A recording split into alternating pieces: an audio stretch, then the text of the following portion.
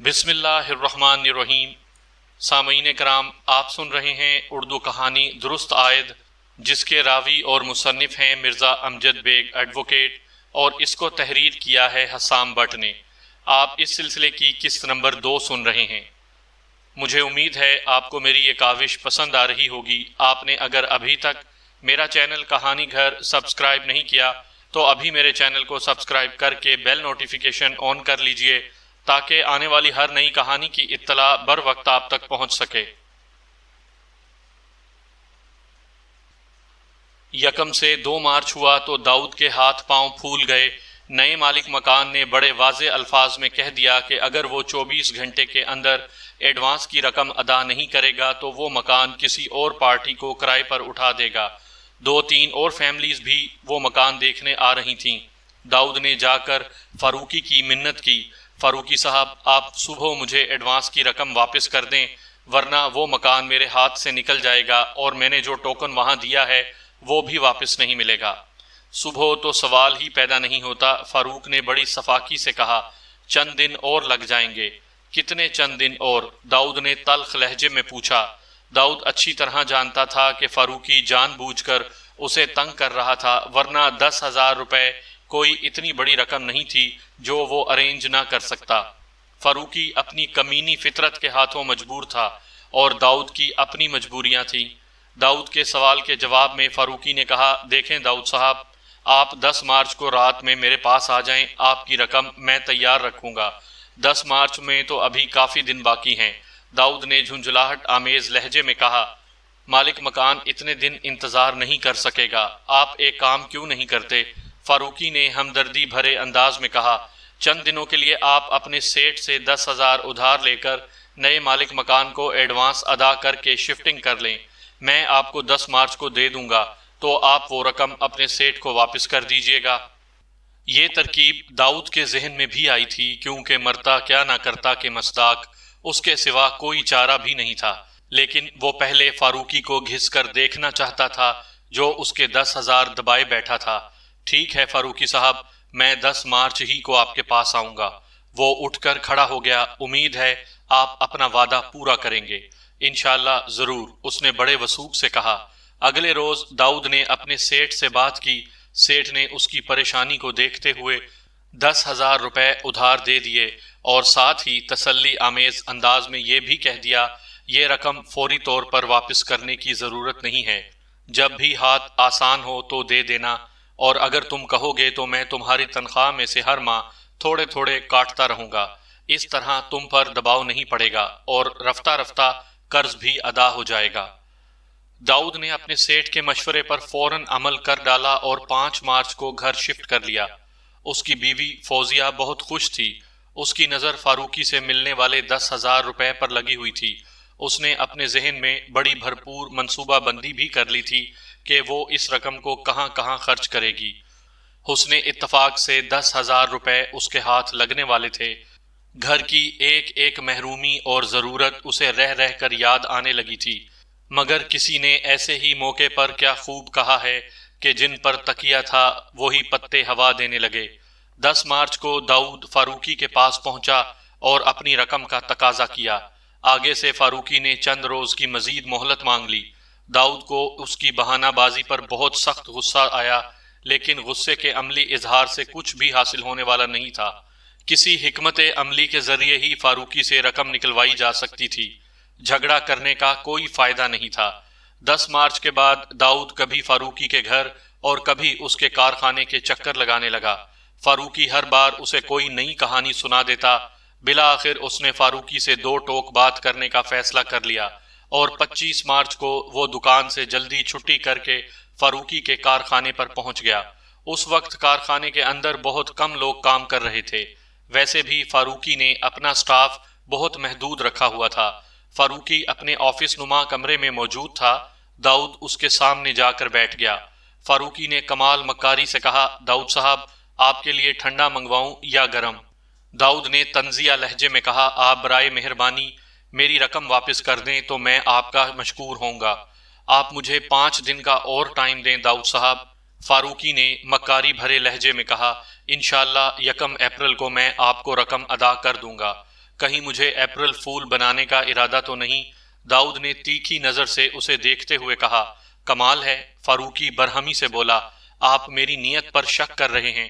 فاروقی صاحب، داؤد نے سنسناتے ہوئے لہجے میں کہا، آپ 1 ماہ سے آج کل کر رہے ہیں۔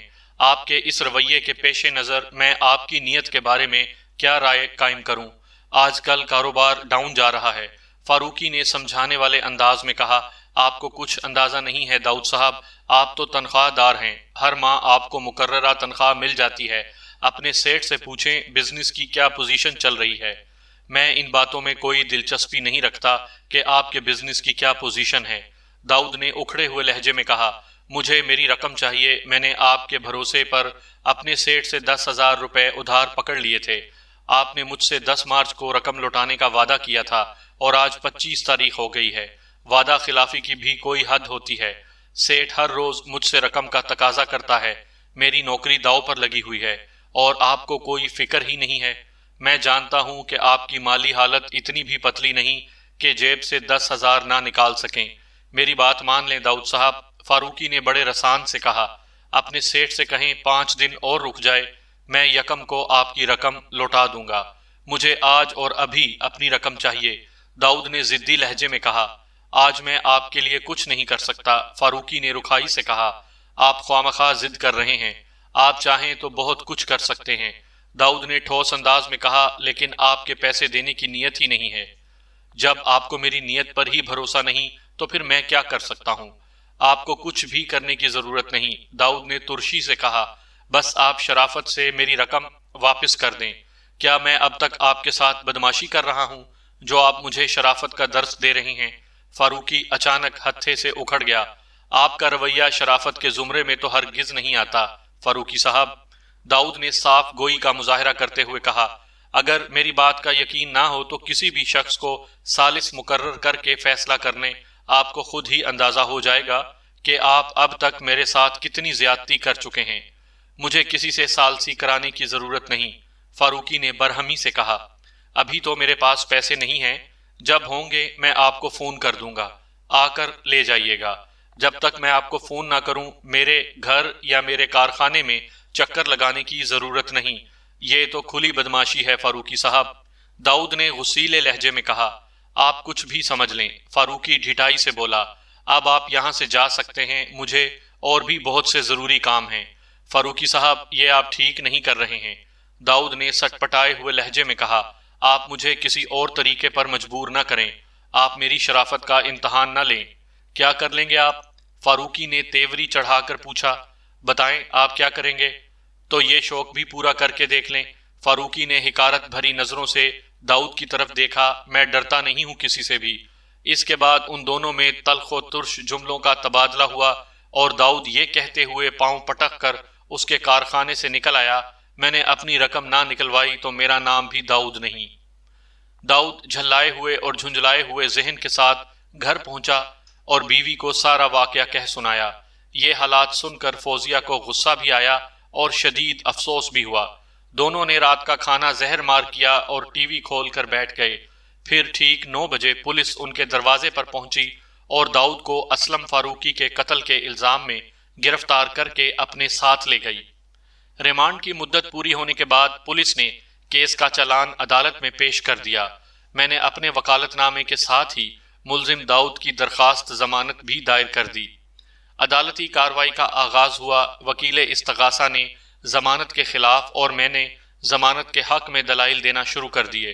ہمارے بیچ لگ بھگ 15 منٹ تک بحثم بحثی جاری رہی، جس کے اختتام پر جج نے درخواست ضمانت کو رد کرتے ہوئے باقاعدہ سماعت کے لیے اگلی تاریخ دے دی۔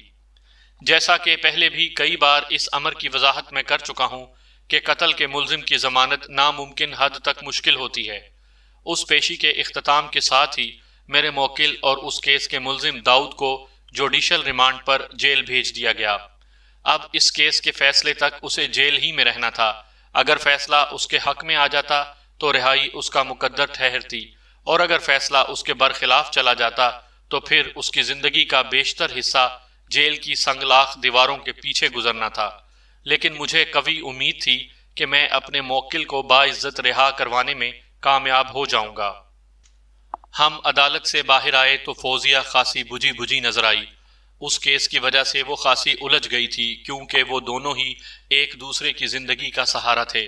ان کا کوئی قریبی عزیز رشتہ دار نہیں تھا۔ ایک موقع پر فوزیہ نے مجھ سے کہا تھا کہ اگر میں ضرورت محسوس کروں تو وہ اسکول سے 1-2 ماہ کی چھٹی لے لیتی ہے، لیکن میں نے اسے ایسا کرنے سے منع کر دیا اور یہ کہا کہ وہ بس اس روز چھٹی کر لیا کرے جب اس کیس کی تاریخ ہو۔ 1-2 ماہ کی چھٹی کی واقعتاً کوئی ضرورت نہیں تھی۔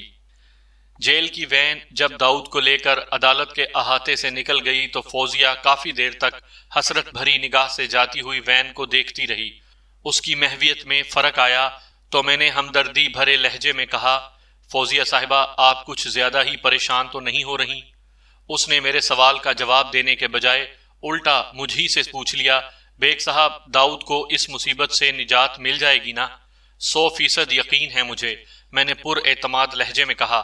آپ حوصلہ مضبوط رکھیں اور میری ہدایات پر منوعن عمل کرتی جائیں، پھر کامیابی ہم سے زیادہ دور نہیں رہے گی انشاءاللہ، وہ خاصے توانا لہجے میں بولی۔ میں نے تسلی و تشفی دے کر فوزیہ کو رخصت کر دیا اور پارکنگ لاٹ کی جانب بڑھ گیا۔ آگے بڑھنے سے پہلے میں آپ کو استغاثہ اور پوسٹ مارٹم کی رپورٹ کے بارے میں بتاتا چلوں تاکہ عدالتی کارروائی کے دوران میں آپ کا ذہن کسی الجھن کا شکار نہ ہو۔ پوسٹ مارٹم رپورٹ کے مطابق مقتول فاروقی کی موت 25 مارچ کی سپہر 4 اور 6 بجے کے درمیان واقع ہوئی تھی۔ موت کا سبب سر کے عقبی حصے میں شدید ترین چوٹ بتایا گیا۔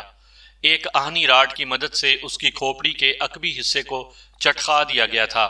یہ ضرب اتنی شدید تھی کہ موقع پر ہی مقتول کی موت واقع ہو گئی تھی۔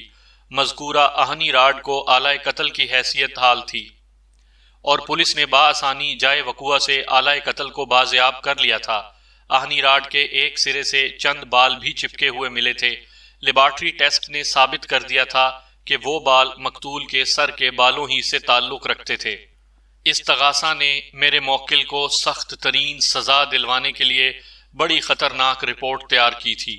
اس رپورٹ کے مطابق ملزم داؤد نے مقتول فاروقی کا ناک میں دم کر رکھا تھا۔ وہ کبھی اس کے گھر اور کبھی کارخانے پہنچ جاتا تھا۔ وہ جب بھی فاروقی سے ملنے کے بعد رخصت ہوتا، فاروقی کی طبیعت خراب ہو جاتی تھی۔ وہ ملزم کی حرکتوں سے عاجز آ چکا تھا۔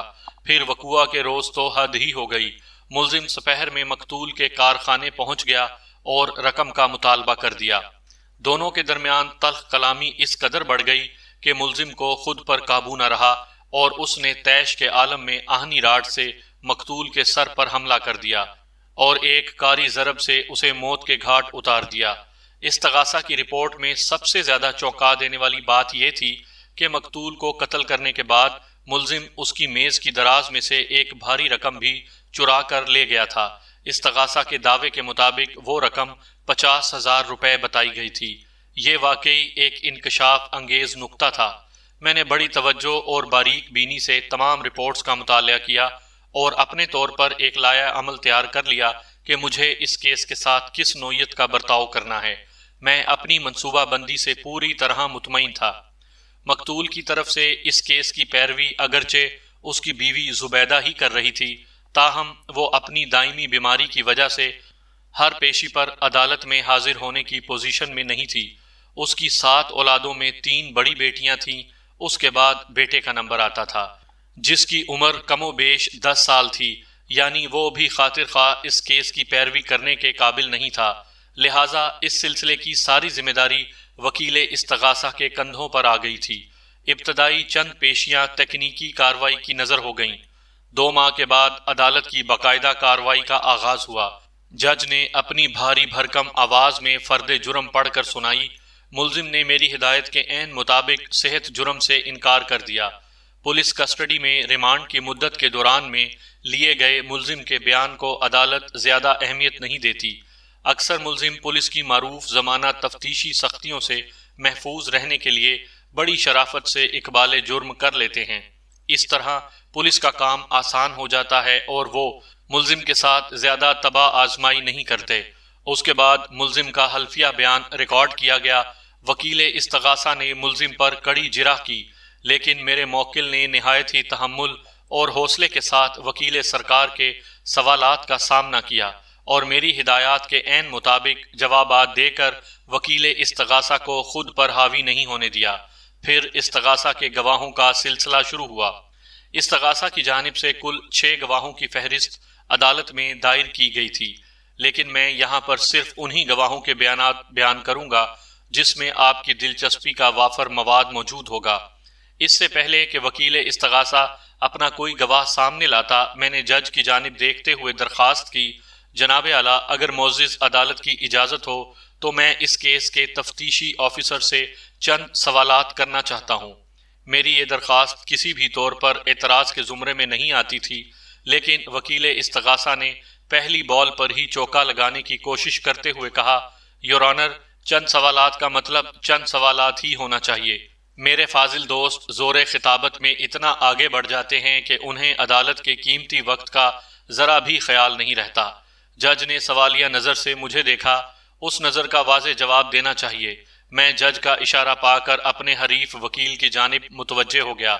میں نے کھنکار کر گلا صاف کیا اور وکیل استغاثہ کی آنکھوں میں جھانکتے ہوئے گہری سنجیدگی سے پوچھا، میرے فاضل دوست، ابھی آپ نے میری جس صلاحیت کا ذکر کیا ہے وہ سنی سنائی حد تک محدود ہے یا اس سلسلے میں آپ کو کوئی ذاتی تجربہ بھی ہے؟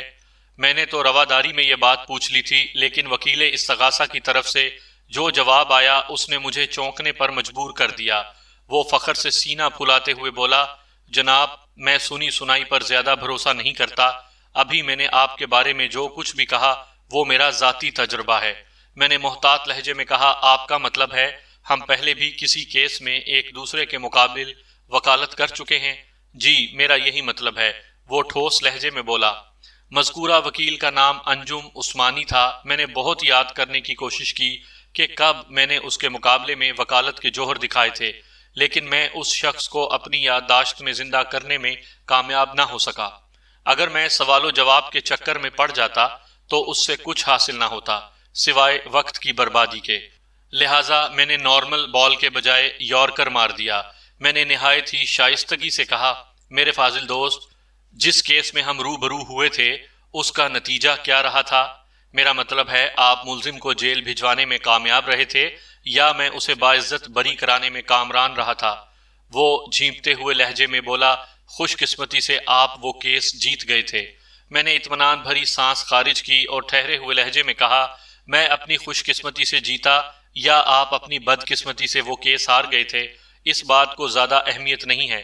اگر میں نے کسی گواہ پر زیادہ وقت صرف کر کے اپنے موکل کو باعزت بری کرا لیا تھا تو میری نظر میں یہی سب سے اہم ہے، لیکن آپ پریشان نہ ہوں۔ میں نے لمحاتی توقف کر کے ایک گہری سانس لی، پھر اپنی بات مکمل کرتے ہوئے کہا، آج میں واقعی تفتیشی آفیسر کو چند سوالات میں نمٹا دوں گا۔ آپ کو اس سلسلے میں زیادہ فکر مند ہونے کی چنداں ضرورت نہیں۔ وہ برا سا منہ بنا کر رہ گیا۔ اگلے ہی لمحے جج کے حکم پر انکوائری آفیسر وٹنس باکس میں آ کر کھڑا ہو گیا۔ انکوائری آفیسر کی حیثیت کسی بھی کیس میں استغاثہ کے گواہ ایسی ہوتی ہے اور اسے ہر پیشی پر عدالت میں حاضر رہنا پڑتا ہے۔ اس کیس کا تفتیشی آفیسر عہدے کے اعتبار سے ایک سب انسپیکٹر تھا۔ اس کا نام منظور حسین معلوم ہوا۔ منظور حسین ایک ڈھیلا ڈھالا پولیس آفیسر تھا۔ میں جج کی اجازت حاصل کرنے کے بعد وٹنس باکس یعنی گواہوں والے کٹہرے کے قریب چلا گیا، پھر منظور حسین کی آنکھوں میں دیکھتے ہوئے سوال کیا، آئیو صاحب، آپ کو اس واقعے کی اطلاع کب اور کس نے دی تھی؟ پولیس کے روز نامچے کے مطابق یہ اطلاع 25 مارچ کی سپہر لگ بھگ 5:15 بجے دی گئی تھی۔ تفتیشی آفیسر نے ٹھہرے ہوئے لہجے میں جواب دیا، اور یہ اطلاع مقتول کے ایک ملازم خاص نے دی تھی۔ اس ملازم خاص کا نام بتانا پسند کریں گے؟ ارشد محمود۔ منظور حسین صاحب، میں نے سوالات کے سلسلے کو آگے بڑھاتے ہوئے کہا، آپ جائے وقوع پر کتنے بجے پہنچے تھے؟ مجھے وہاں پہنچنے میں 10 سے 15 منٹ لگ گئے ہوں گے۔ اس نے بتایا، آپ 5:30 سمجھ لیں۔ حیرت ہے، ایسی پھرتی کی پولیس سے عموماً توقع نہیں کی جاتی، میں نے طنزیہ لہجے میں کہا۔ اس کی 2 وجوہات ہیں، وہ گہری سنجیدگی سے بولا۔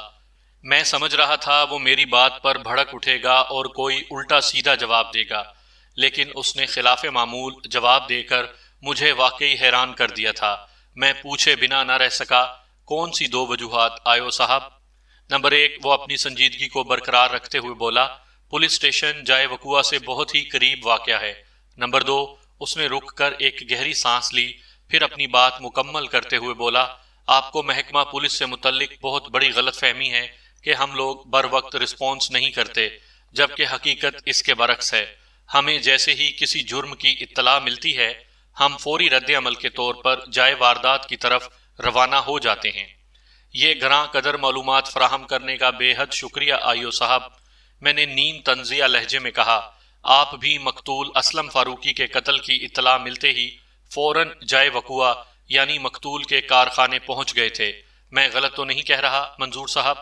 نہیں جناب، آپ بالکل ٹھیک کہہ رہے ہیں، اس نے مختصر سا جواب دیا۔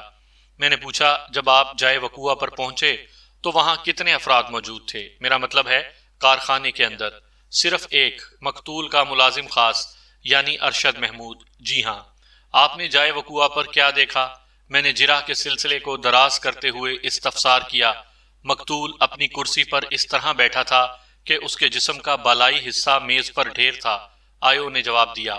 اس کا سر پچھلی جانب سے بری طرح چٹخا ہوا تھا، جہاں سے خارج ہونے والا خون میز پر بڑے بے ڈھنگے انداز میں پھیلا ہوا تھا۔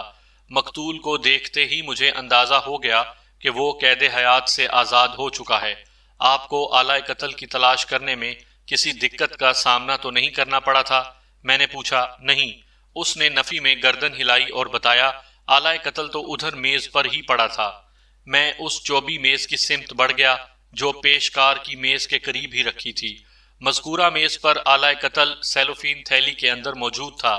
آلہ قتل ایک آہنی سلاخ تھی جس کی لمبائی کم و بیش 18 انچ اور موٹائی 1 انچ تھی۔ میں نے سیلوفین بیگ کو اٹھا لیا اور واپس آئیو کے پاس آ گیا۔ پھر وہ بیگ منظور حسین کی آنکھوں کے سامنے لہراتے ہوئے سوال کیا، کیا اسی راڈ کی مدد سے مقتول اسلم فاروقی کو موت کے گھاٹ اتارا گیا تھا؟ جی ہاں، بالکل۔ اس نے جلدی سے اثبات میں گردن ہلائی۔ پوسٹ مارٹم رپورٹ میں اسی راڈ کا ذکر ہے اور آپ دیکھ سکتے ہیں کہ اس راڈ پر ایک سرے پر مقتول کے سر کے چند بال بھی چپکے ہوئے ہیں اور خون خشک ہونے کے بعد سیاہی مائل رنگت اختیار کر چکا ہے۔ جی، آپ کے بیان کردہ تمام خصوصیات مجھے اس آہنی راڈ کے ایک سرے پر بخوبی نظر آ رہی ہیں۔ میں نے پوسٹ مارٹم رپورٹ اور آلہ قتل کے لیبارٹری ٹیسٹ کی رپورٹ کو بھی بڑی توجہ سے پڑھا ہے، لیکن افسوس، میں نے ڈرامائی توقف کر کے ایک گہری سانس لی، پھر اپنی بات مکمل کرتے ہوئے کہا کہ آپ اس آہنی راڈ کے دوسرے سرے کو یکسر فراموش کیے بیٹھے ہیں۔ جی، کیا مطلب؟ وہ چونک کر الجھن زدہ نظروں سے مجھے دیکھنے لگا۔ میں نے سیلوفین بیگ کی ایک مرتبہ پھر اس کی آنکھوں کے سامنے لہرایا اور کہا، آئیو صاحب، آلہ قتل کے ایک سرے پر تو آپ کو مقتول کے سر کے چند بال اس کے جمے ہوئے خون کے ساتھ چپکے نظر آ رہے ہیں، مگر اس سلاخ کے دوسرے سرے پر بھی تو ایک نہایت ہی اہم شے موجود ہے جس کی طرف آپ کا دھیان ہی نہیں گیا۔ وہ میری جرح کے انداز سے گھبرا کر رہ گیا، الجھن زدہ لہجے میں استفسار کرنے لگا کہ کون سی اہم شے؟ مجھے تو وہاں کچھ دکھائی نہیں دے رہا۔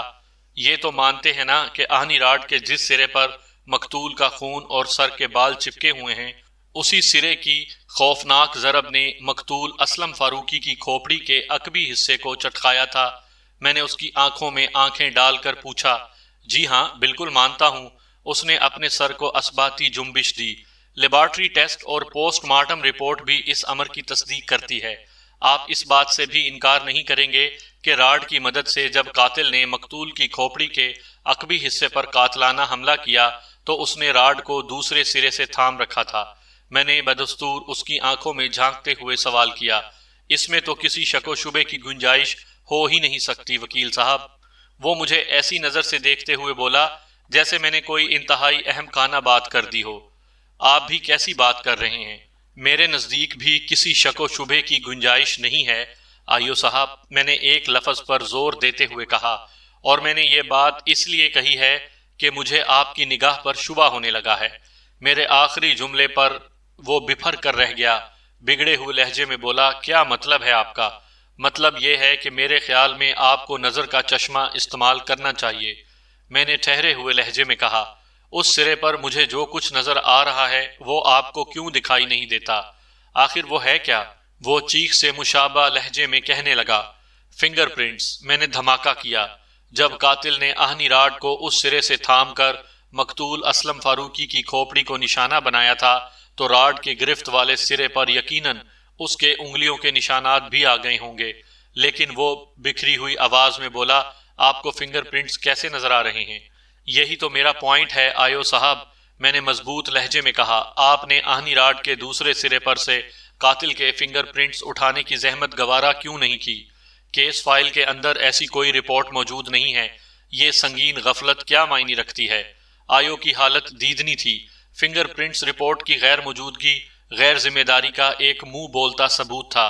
میرے کڑے سوالات نے اسے بری طرح بوکھلا کر رکھ دیا، لیکن جواب دینا بھی ضروری تھا۔ ہڑبڑائے ہوئے انداز میں اس نے کہا، میں نے فنگر پرنٹس اٹھانے کی ضرورت محسوس نہیں کی تھی۔ سبحان اللہ، میں نے استہزائیہ انداز میں کہا، پھر روئے سخن جج کی جانب موڑتے ہوئے یوں اضافہ کیا، جناب اعلیٰ، ایک شخص کو بڑی بے رحمی سے موت کے گھاٹ اتار دیا جاتا ہے، آلہ قتل بھی موقع سے دستیاب ہو جاتا ہے، لیکن پولیس آلہ قتل یا جائے وقوع کی کسی بھی چیز سے فنگر پرنٹس اٹھانے کی ضرورت محسوس نہیں کرتی۔ عدالتی زبان میں اسے استغاثہ کی ایک سنگین خامی تصور کیا جانا چاہیے۔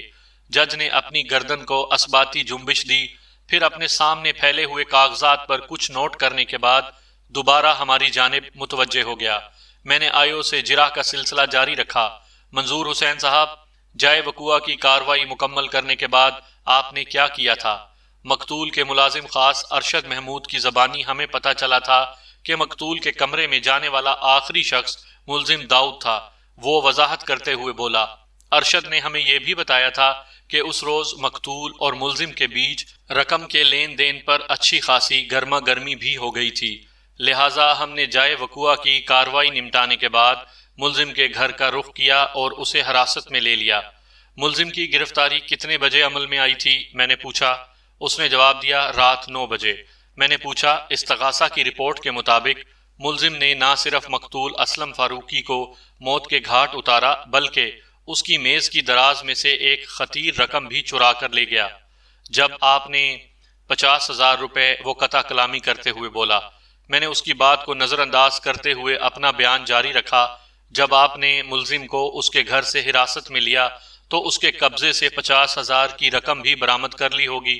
نہیں جناب، وہ رقم برآمد نہیں ہو سکی۔ وہ مایوسی سے گردن ہلاتے ہوئے بولا۔